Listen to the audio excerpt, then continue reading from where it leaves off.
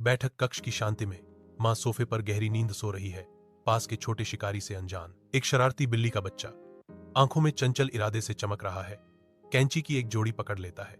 तेजी से बिल्ली का बच्चा माँ के बहते बालों का एक बड़ा टुकड़ा काट देता है।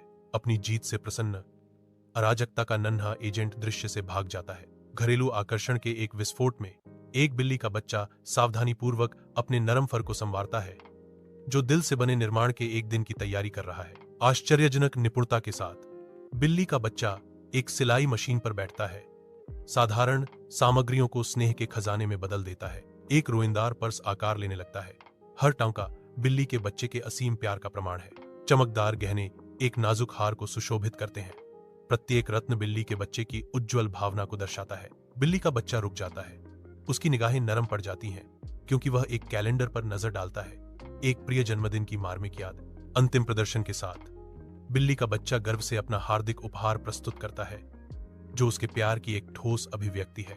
मां जागती है, उसका हाथ सहज रूप से अपने बालों तक पहुंचता है, केवल खाली त्वचा पाने के लिए। उसे सच्चाई का एहसास होते ही उसका सदमा एक भयानक गुस्से में बदल जाता है। क्रोध से प्रेरित होकर वह एक गहरे संकल्प के साथ बिल्ली के बच्चे को छीन लेती है।